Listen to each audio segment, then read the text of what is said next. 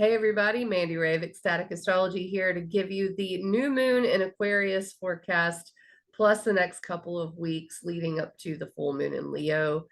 And today is Friday, January 20th, when I'm recording this at 4:54 p.m. Central US time. So adjust the time and date for your locality because that will be different if you are not Central US.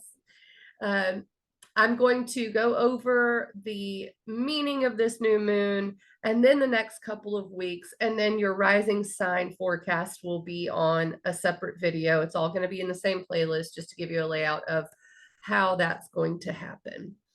So first up, new moon in Aquarius. This is at 1 degree of Aquarius. It's exact January 21st, which is a Saturday, 2:53 p.m. Central US time. So it's a Saturday for me, a Saturday afternoon. And new moons are typically quiet times where we're planting seeds. And this specific new moon is disquieting but quiet. It's almost uncomfortable but exciting. It's as if we're turning a corner. And there are reasons for that. Aquarius, where this is, first of all, we had a Jupiter Saturn conjunction the solstice of 2020 in Aquarius. And it was really close to this degree, actually. Let me pull up the exact moment so I can look. It was at 0 degrees, 28 minutes of Aquarius. And this new moon is at 1 degree, 32 minutes. So almost exactly a degree away from where the Jupiter Saturn conjunction was, which was also a seed of its own kind.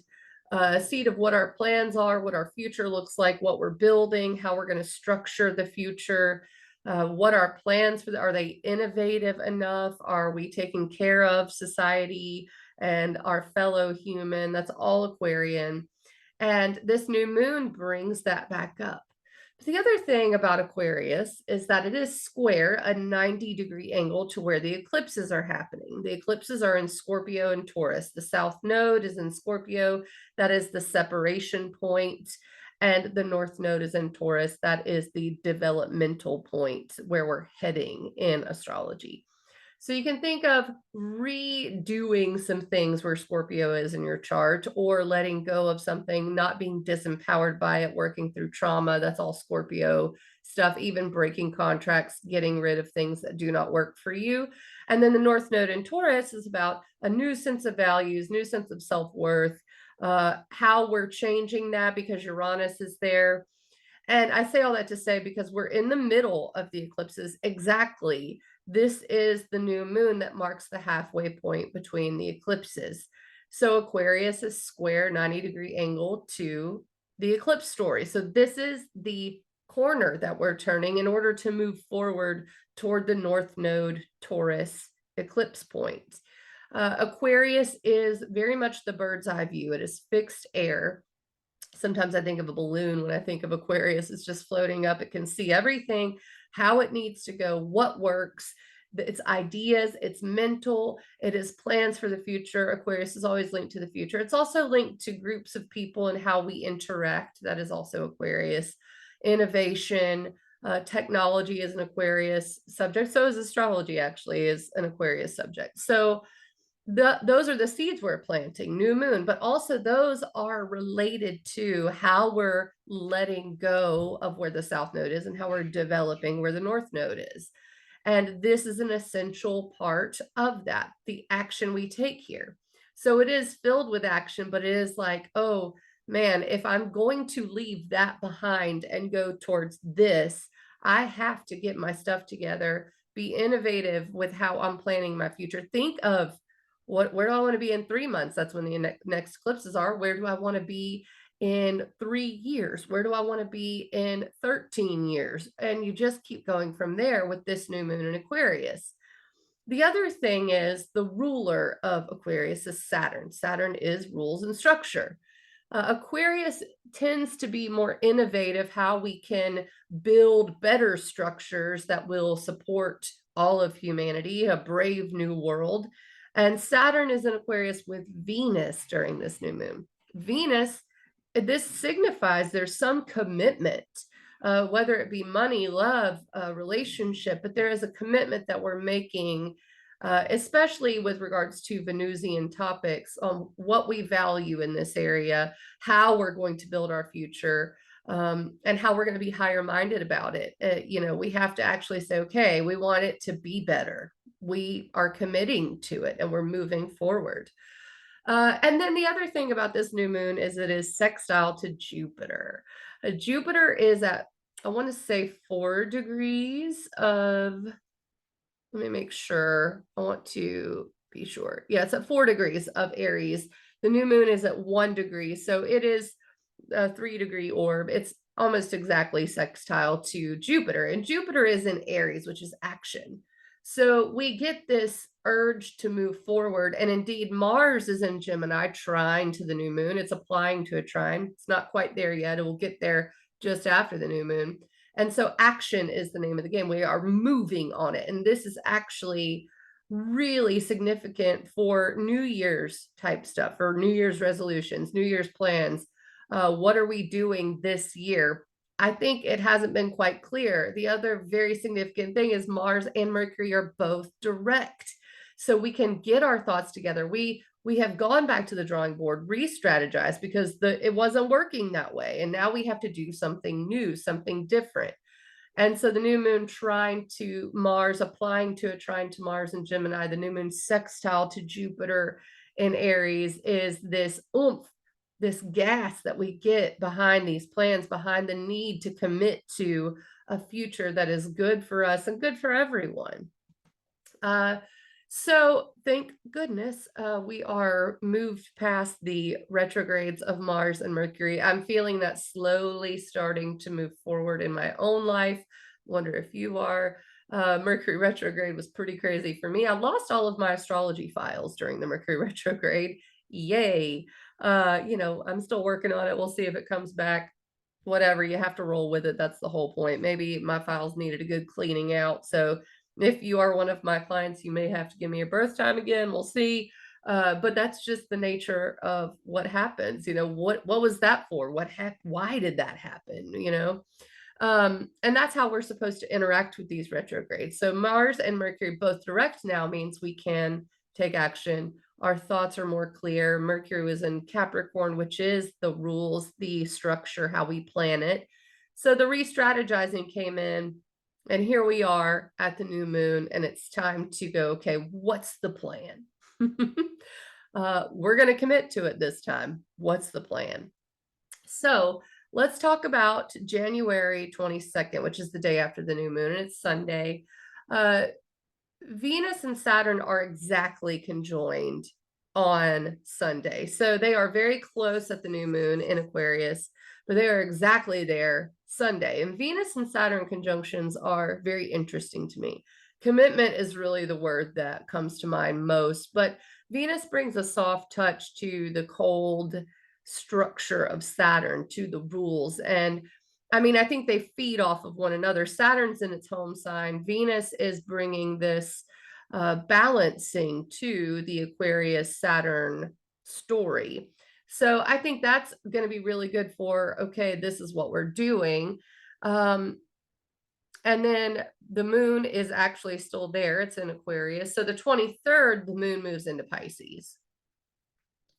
The moon in Pisces is going to be a little bit of, okay, let's kind of imagine after all of this Aquarius, like really cold hard, like we got a plan and are we committed to it? The moon's in Pisces and it's like, all right, but how does it feel? Let's imagine it. Maybe we also want to disconnect a little bit from all of these stories. And this is a Monday, so it could kind of feel like loopy with the moon in Pisces.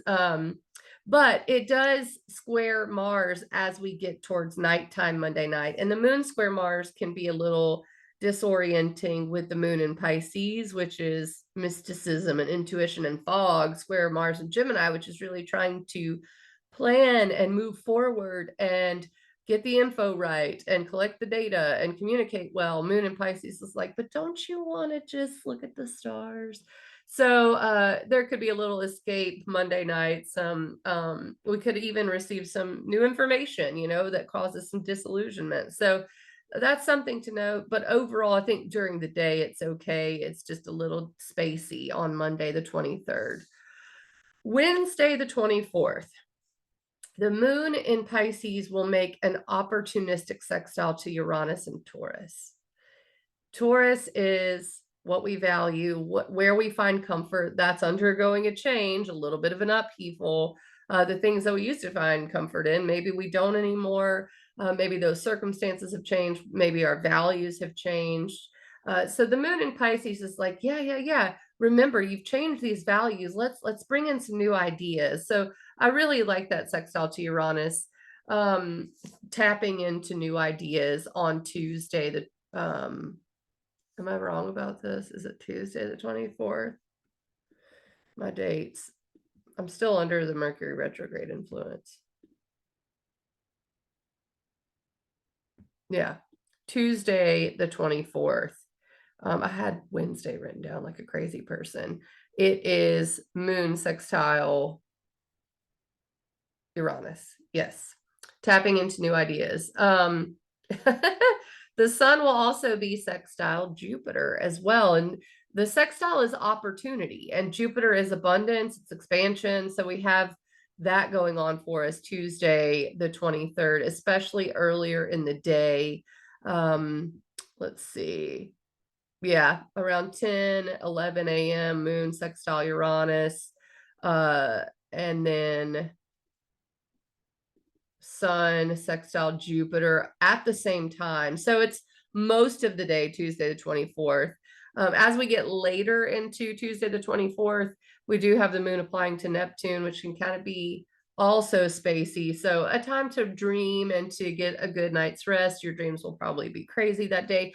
Overall, I think Tuesday the 24th is a really good looking day. Like it looks like we make some changes, we imagine some things.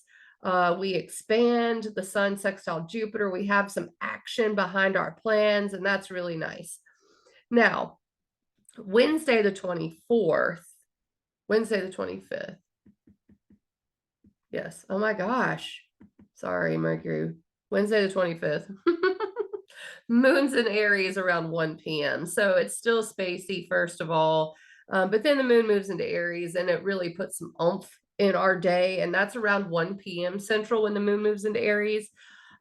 It puts some extra oomph because Jupiter's there. The moon's going to hit Jupiter. So if you have anything you need some physical energy for, this is a great day, Wednesday the 25th, to take action, to get moving on plans, on ideas. The moon will also sextile Mars later on in the day. Even actually, that's probably late at night. So it may be a little bit of a restless night, honestly, with the moon sextile Mars. Like you want to just keep working on the project, and going into Thursday, you're like, no, I got to keep doing it. I got to keep doing it. So yeah, high energy, taking action. That's really nice.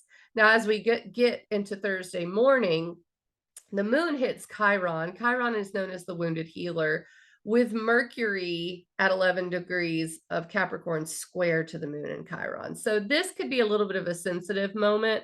I mean, heck, it could have to do with the fact that you stayed up late at night to get so much done. You realize that was a self-defeating thing to do, you know? So this is our feelings, and also maybe some wounding, maybe some healing we're trying to do, is intention with the plans and the rules and our thoughts and how we are synergizing the two. They don't really work well together. Aries wants to just take action. Mercury and Capricorn wants to plan. So there is a little bit of a discomfort Thursday morning, but it doesn't last very long.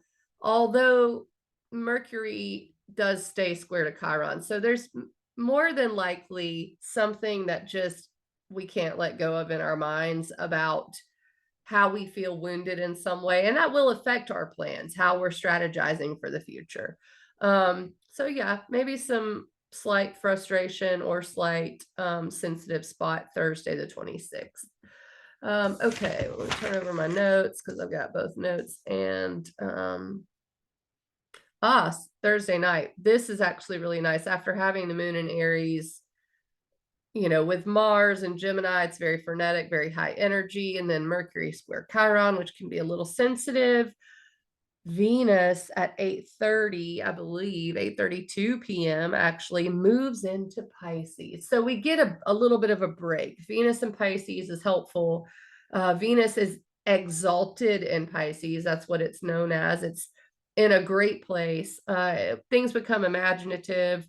We begin to be able to tap into intuition and also maybe let go a little bit. But it feels very spiritual, very heightened in a mystical sense with Venus and Pisces this time. Um, Anything else? No, I don't think so. So Friday the 27th, we wake up with Venus and Pisces, which is really nice. Venus is like, yeah, man, let's go paint. Let's do it. Let's go hike. And then, the moon's still in Aries, and the problem with that is it's square to Pluto uh, around lunchtime. That can also be a moment where we're needing to empower ourselves. Venus and Pisces helps a little bit. The sextile to Saturn with the moon helps a little bit. So we have some support. But Friday, the 27th, first thing, we may be struggling with something, battling with something. But then the moon moves into Taurus. And this is a thing. This is a real thing. Okay. Friday evening. We got the support of Venus and Pisces. We have the support of Jupiter and Aries right now. But the moon in Taurus is going to come into the first quarter square, otherwise known as the half moon. The best part about this is as soon as it enters Taurus Friday evening, it will sextile Venus. So Friday night, mwah, very good. Very good. I like it. Even if it was a tough day, Friday night, January 27th seems ripe for just feeling good, feeling comfort, feeling maybe with friends or letting go with friends, relaxing, just doing good things Friday night. But it builds to maybe something a little less comfortable as the moon squares the sun, the half moon. Saturday, January 28th. This is the sun square the nodes and the moon also with the north node. And this is the turning the corner point. Yes, the new moon planted the seed for that, but this is the moment when the sun is what's known as at the bending. And it can be a moment where we have to make a decision, take action on something. So it is a little uncomfortable. The moon's in Taurus, just wants to have fun, just kind of wants to feel good, wants to pursue the new values that we're kind of developing. But the sun in Aquarius is like, don't forget, we are building something new. We made a commitment, and that commitment's very important. So it is a kind of balancing act between also the south node, which is in Scorpio. It's like, I'm letting go of this area. I'm working through some shadow stuff in the south node Scorpio area. If I want to get to where the moon is, the north node of Taurus, I got to stay committed to these plans. I have to keep my mind on the prize, basically. So I mean, that starts right off the bat as we wake up Saturday morning. And, you may find that you have some plans already, for Saturday because it's a special day. It's a day that makes sense in the eclipse story. And it may be hard work, but I do feel like, especially as we get into later on Saturday with the moon starting to hit Uranus, which is freedom, and then Mercury starting to trine Uranus, which is helpful to change and shift our thought processes and shift the plans that we're making. As we get into that moment, it's like 7 p.m., things start to feel good. And things are like, no, we're making the right decision. Even though the sun's still square the nodes, we're making the right decision and we are moving on it. And it feels freeing. It feels liberating that Saturday night. So an uncomfortable start to Saturday. And when I say uncomfortable, it can be uncomfortable doing things you love sometimes if it's a lot of work, or if it's something different than you've done before. You're putting yourself in a new situation, which is very likely with this transit. It can feel discomforting, disquieting, but it's okay. It's like, it's fine. So we're moving on it. We're doing it. And then Sunday, the sun trines Mars, which is like whoop whoop, and we are moving. We are getting to business. It feels very active. Now, the other thing is the moon will square Saturn Sunday night, I believe. Yeah, that's around dinner time. So we may hit a little bit of an obstacle that we have to figure out, but Sunday day, very full of action. And then Sunday night, the 29th, there is maybe an obstacle that we have to contend with. But the moon's also sextile Neptune. So we have the imagination, we have the fire to go after it, and we can do it. So I like that. Now we're moving into Monday. The moon trines Pluto even overnight, Sunday into Monday, and then it moves into Gemini right before we wake up. So things do not calm down. Let me put it that way. It will square Venus as we wake up.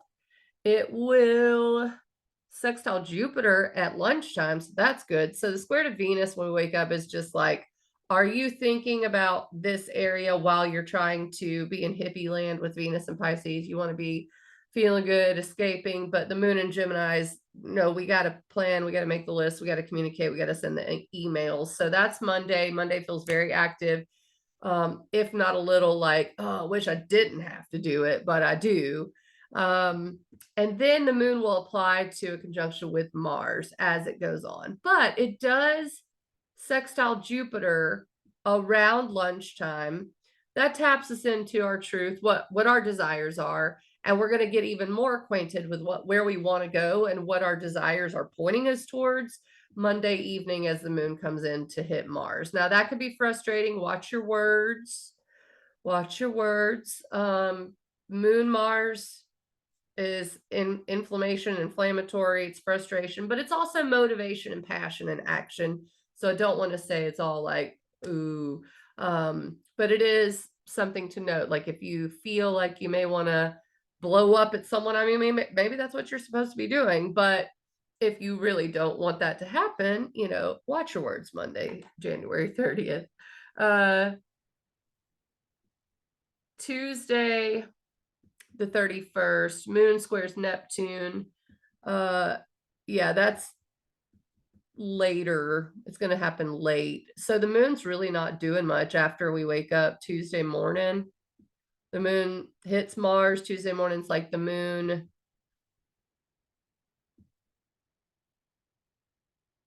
Yeah, the first thing it does is square Neptune, and that's not till nighttime. So Tuesday seems good for just being mentally on point and really getting stuff done from a mental perspective until nighttime. And then it's like, no, let's let go. But overnight, the moon trines Saturn. We may wake up with a new foundational sense, a new sense of what we're doing, where we're going. February 1st, which is a Wednesday, moon enters Cancer. This is Wednesday late. So even February 1st, the moon's still transiting Gemini. And I think coming off of that trine to Saturn Wednesday, we get some stuff done. Happens right when we wake up. So we're able to tap in the moon trine Saturn. It's not just overnight. I think until about 3 p.m., maybe a little before. And that's when we get in our feels and want to be in our self-care. It's a hump day after all. It's Wednesday night. Maybe we want to have our favorite cheese dip. It does square Jupiter in Aries, which does expand our emotions. And maybe we feel a little bit like we need to express ourselves emotionally in some way. It would be a good time to watch like physical injuries, just because Jupiter is ruled by Mars, still pretty active over there, and in Gemini with the moon in Cancer, which is feelings. And those two things, we get to feeling a certain way, we may trip and hurt our ankle. So it's like, just be aware of that as the moon's in Cancer. And then Thursday morning, we wake up with the moon trine Venus, and this is a kite. This is really awesome. This is Thursday, February 2nd. Good day to do something, I feel like. The moon trines Venus at around 6 a.m. And it also interacts with the eclipse points. So the North Node in Taurus, the South Node in Scorpio. I think we really get in tune emotionally with exactly what's been happening with our values, our self-worth, our money, any of the Taurus themes. Like, that's really nice. Thursday, February 2nd looks like a pretty good day, honestly. We have one thing that is building though, and that is the Sun square Uranus. That doesn't really happen until Friday, February 3rd. So Thursday looks pretty nice. Friday, February 3rd is when the Sun squares Uranus. That is, it can be a bit of an upheaval, Sun square Uranus. I think this is like, we've got to change something. So perhaps use the grand water trine with the North Node making a kite on Thursday, February 2nd to really get centered, because we may have to make a decision, or we may realize something has changed, or that we are needing to shift something on Friday. But this is a moment where once we get past it, it's liberating. And then all we have to make it past the Sun passing Saturn, and that happens pretty fast. But that's going to be awesome. Trust me. Like, the way the universe is finally rocking and rolling, y'all. It's rocking and rolling. And I think this February 3rd Sun square Uranus is the moment we realize just how much things are changing and how much we really need to commit to our plans for the future, to a better life, to a life that makes us happy and fulfilled. As we move to the moon in Leo, the Sun will oppose Pluto. What else will it do? It'll trine Neptune. This is Friday night, so I don't expect that to be too uncomfortable. I think it's going to be fine, especially because the moon's so brief with its transits. Saturday, February 3rd, the moon's in Leo. The full moon in Leo is not till February 5th, but the moon is in Leo starting overnight Friday into Saturday. So we're in that kind of time frame. And the thing about that is the moon will first trine Jupiter in Leo. I believe that's the first thing it does, and sextile Mars after that. So I think Saturday, even, we're getting into a full moon. It's really building at this time. Sun is still square Uranus. The full moon is going to be square Uranus. Woo, talk about a big, maybe unexpected change. And where you're going to need to look is the Leo section of your chart for the full moon. But the Leo full moon is being seeded in this Aquarius new moon on January 21st. All right. So one last thing, I don't know if I mentioned on January 22nd, Uranus goes direct. So Uranus won't be retrograde. So after Sunday, everything's direct. So when I say things start picking up speed, I mean it. So get your stuff together. Get your goals together. Do your vision board. What do you want to happen? Where are you going? How do you feel about the people you're around? How do you feel about, how you're kind of going about your plan? How do you feel your values have changed? All good questions to ask yourself right now. What do you want your future to look like? That's the new moon in Aquarius. And make sure you keep in mind the Taurus area of your chart. What is changing there that may affect your plans in the Aquarius area? So I will tell you more about that on your rising sign forecast that I'm about to go record. I will upload this video now, and I wish you all really wonderful and mind-blowing new moon.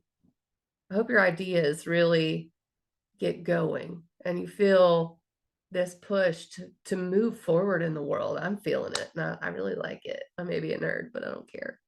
All right, y'all. If you need a session with me, ecstaticastrology.com. You can go find me on all the social medias.